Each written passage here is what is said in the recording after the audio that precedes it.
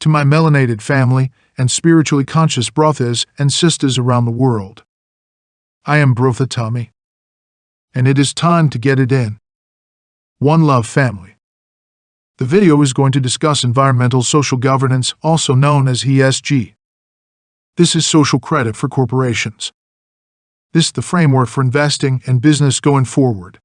Environmental social governance, also known as ESG Social Credit Scores, and the threats they pose to freedom. The idea that a pseudo-secret cabal of global power brokers are using their combined wealth and influence to subvert the will of free individuals, consolidate their own power, and enrich themselves in the process might sound like a conspiracy theory to some.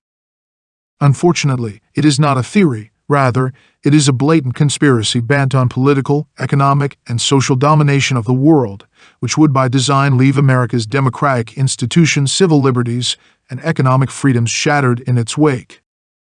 Those of us who still value freedom and remain comfortably ensconced in the Western democratic tradition must take heed of this threat and fight it with every fiber of our being. Environmental, social, and governance (ESG) scores are the chief mechanism by which a diverse and highly influential group of financial institutions, investment managers, international organizations, and governmental regulatory authorities are implementing a top-down restructuring of the global economy. If successful, this great reset would consolidate economic power and societal decision-making in the hands of a relatively small and unelected faction of elites, severely restricting economic and social opportunities for hundreds of billions of people worldwide. ESG metrics are a social credit scoring system that seeks to change how businesses are measured by banks, governments, investors, and other institutions. Rather than focusing upon a company's quality of goods and services, profits, and other more traditional business metrics, ESG evaluates businesses largely upon their commitments to social justice and environmental activism. Companies are then assigned scores, usually a number or letter grade, so that businesses can either be rewarded or punished. As an example, one influential set of ESG metrics developed by the International Business Council, IBC, rates business entities based on 55 categories.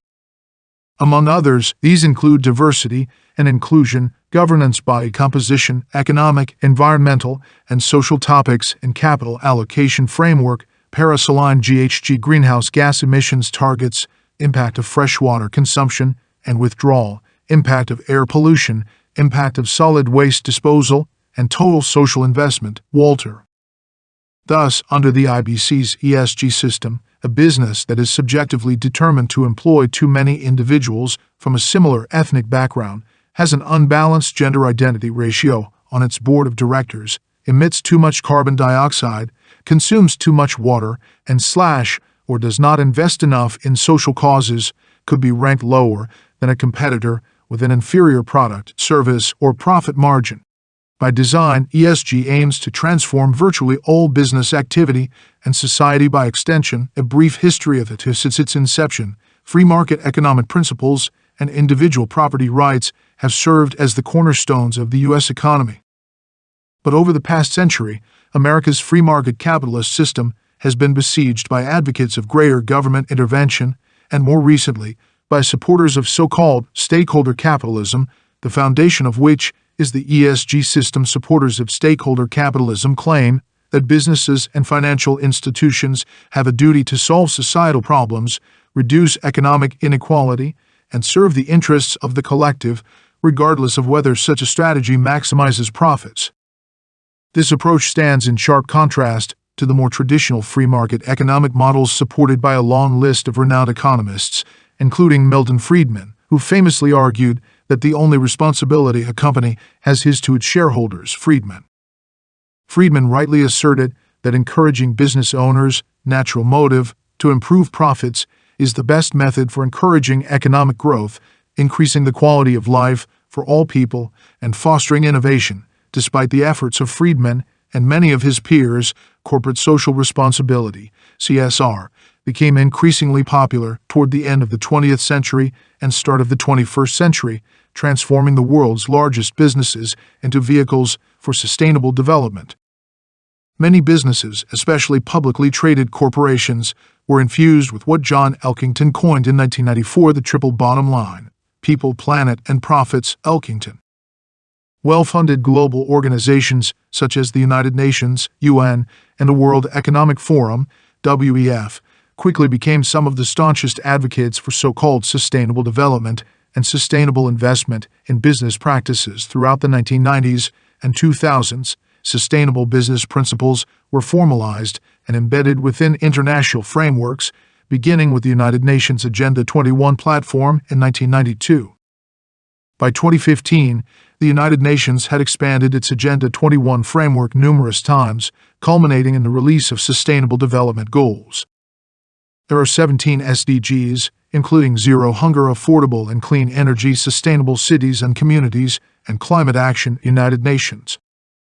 From the start of the Sustainable Development Movement, the United Nations, government officials, investors, the WEF, and others sought to pressure corporations and financial institutions to promote SDGs and their forerunners.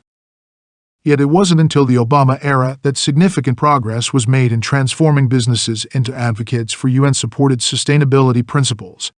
This is best illustrated by looking at the remarkable rise of the United Nations-backed Principles of Responsible Investment (PRI) Association, a leader in the pro-ESG movement. In 2006, PRI's membership included just 63 financial institutions, businesses, and government-related funds, representing approximately $6.5 trillion in assets under management (AUM).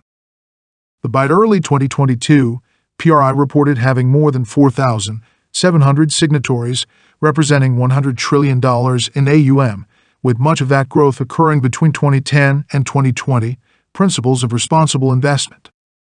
The ESG movement has been particularly effective in recruiting American business and investment leaders. In the United States, 98% of the country's top financial companies disclose ESG scores, and 82% include the information in annual reports to shareholders, Threlfall et al. The perils of ESG. Although ESG is growing in popularity among many powerful institutions and their leaders, the system poses numerous threats to American prosperity and freedom. For example, despite the veneer that ESG cooperation is voluntary, investors and financial institutions often resort to coercion to impose ESG. For example, companies with high ESG adherence are favorably rated by credit scoring agencies, banks, and other financial institutions, and therefore become attractive targets for investment. Companies possessing low ESG scores are screened out of many financial services, killing investment activity that is needed for sustained financial growth, Bergman et al. This effectively forces businesses to adhere to principles and standards that are undesirable to their customers, business partners, and many shareholders, altering society in the process. This problem is made even more troubling by the fact that ESG systems put a relatively small number of exceptionally wealthy institutions in charge of which products and services are allowed in a society, as well as how businesses operate. For example, investment firms such as BlackRock, State Street, and Vanguard, all of whom utilize ESG, control at least $22 trillion in assets between them, as well as an average of 20% of the shareholder votes in companies in the S&P 500. These big three firms often wield their ESG power ruthlessly. Buller.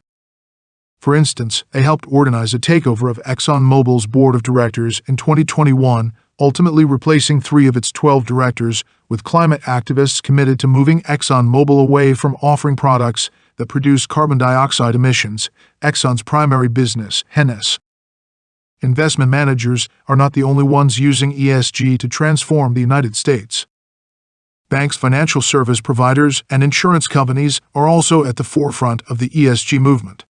Global financial industry alliances that pledge to promote the use of ESG, such as the Net Zero Asset Managers Initiative, the Net Zero Banking Alliance, and the Net Zero Insurance Alliance, are some of the world's most ardent sponsors of coercive ESG tactics. The powerful Glasgow Financial Alliance for Net Zero (GFANZ) is essentially an amalgam of the aforementioned industry alliances.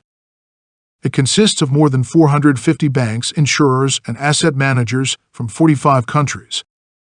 Together, the members of GFANZ control a staggering $130 trillion in capital. Glasgow Financial Alliance for Net Zero. All GFANZ members have agreed to use their wealth and economic influence to push companies to adopt and then increasingly improve their ESG scores through myriad policies, such as prohibiting lending to non-compliant companies. The ESG movement isn't done centralizing decision-making either. In recent years, elites who support ESG models have sought to consolidate ESG standards into one overarching, top-down system, a move that would have lasting and irreversible effects on individual rights and market freedom. Currently, there are many ESG systems used throughout America and Europe, all with their own unique metrics. The International Sustainability Standards Board, ISSB, was created in 2021 to develop a single global system which, if ESG's backers have it their way, would be forced upon every single large corporation and potentially every small business on the planet. McPherrin. Governmental regulatory authorities have worked hand-in-glove with these private sector actors to enforce ESG compliance. Most notably, the European Union, EU, is on the verge of imposing a mandatory ESG due diligence model for many EU corporations and the non-EU companies they do business with, including those located in the United States. The European Union's Parliament and Commission have already approved the proposal, although further action is needed before it becomes law. Flax. Some Americans might think their civil liberties and market freedoms will be guarded from ESG because of constitutional protections. Yet because the U.S. Constitution's provisions generally do not apply to privately owned institutions or foreign actors, corporations, banks, foreign governments, and investment management firms are free to use ESG to reward or punish whomever they want. Federal and state laws could be passed, however, to forbid certain kinds of ESG discrimination, although a truly comprehensive anti-ESG law has yet to be passed in the United States. ESG systems not only fundamentally distort market economies, but they also centralize economic and societal power in the hands of individuals and businesses who are currently unaccountable to voters.